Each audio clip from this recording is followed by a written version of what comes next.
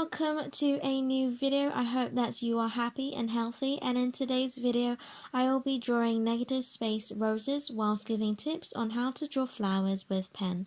So I was inspired to do this painting drawing style after watching Deborah's Draw Flowers with a Pen time-lapse, which I will link their video in the description if you want to check it out. Deborah does a lot of line drawing, unique mandala design and stress relieving videos, and is one of the YouTubers that got me into mandalas, and I'm grateful that Deborah was happy for me to try this idea out. So, of course, I will be taking a few creative liberties to suit me, and so I started with a very loose background by pre-wetting the entire page with clean water.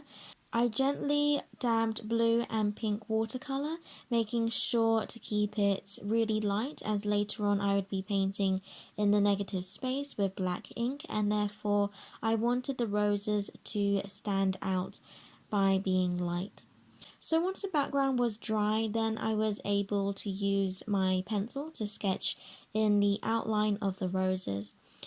You'll see the outline more clearly through the initial line drawing, as I kept the pen sketch really light to avoid rubbing harshly on my page and potentially damaging my paper and watercolor on top. Whilst I am filling in the negative space with this black calligraphy ink that I have, I'll share a few tips on how to draw the outline.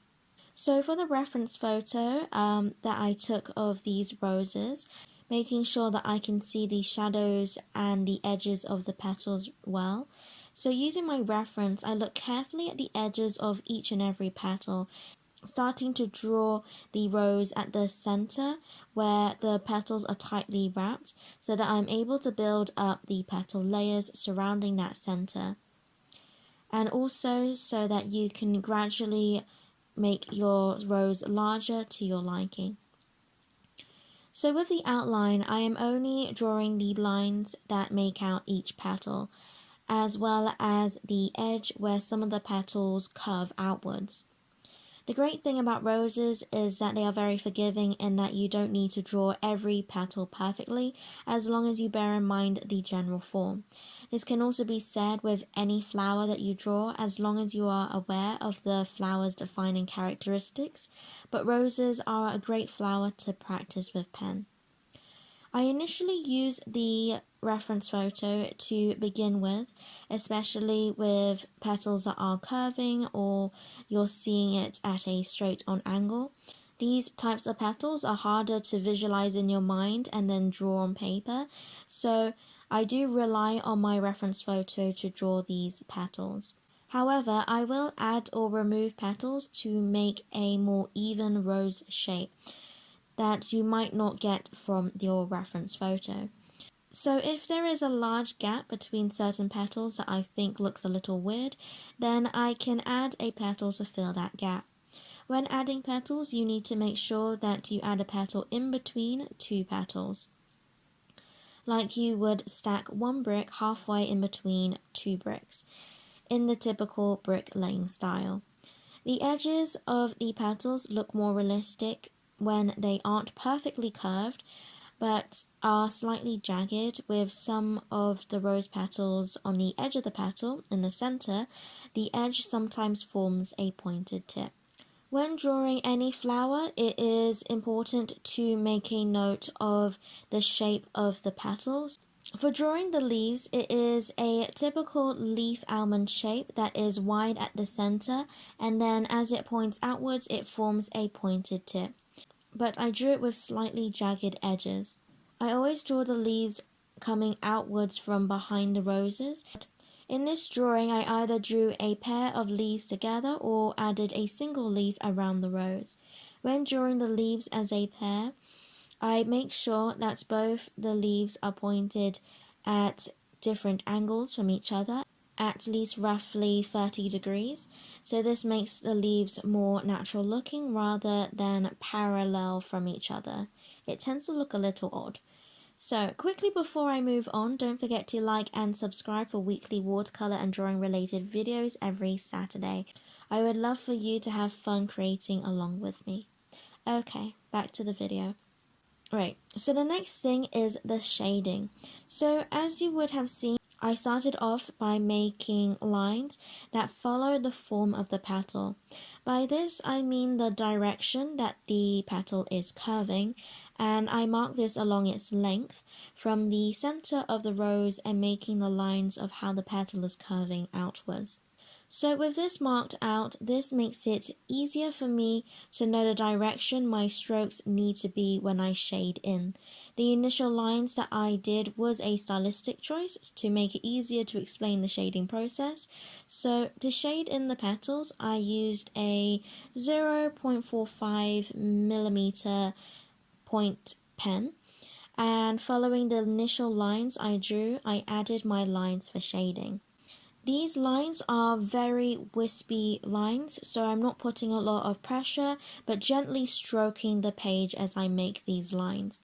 I start to stroke all lines at the edge of the petal where it has the darkest shadows, so that when I finally release my pen, it creates that soft wispy end.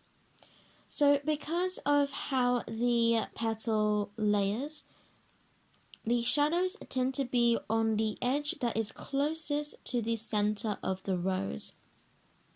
Be mindful of where the source of light is coming from and how this impacts the shadows. Depending on the angle of the petal, you'll be able to see the underside of the petals, and this will be darker than the shadows on the upper side of the petals, as less light is able to reach this area.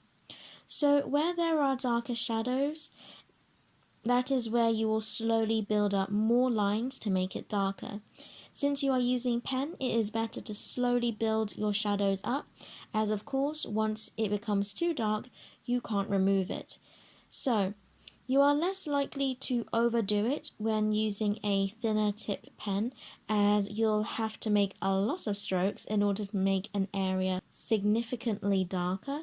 With this drawing, I didn't shade in every petal to add more contrast between the petals. If there is an area where a part of the petal is curving outwards and is significantly lighter than the rest of the petal, I didn't shade this in so that it can be a highlight of the rose and contrast with the shadows surrounding it.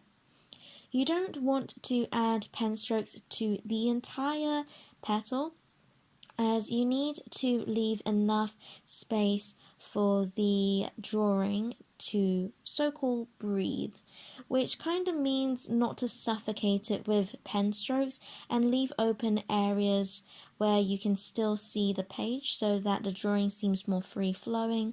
At least that's how I feel about it.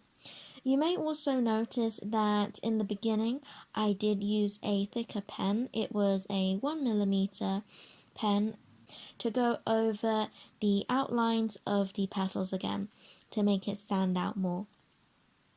When shading in the roses, I didn't overdo it like I tend to do with pen, because since it is flowers, it is delicate and light, and so I added the shadows necessary to show the form of the petal and give it dimension.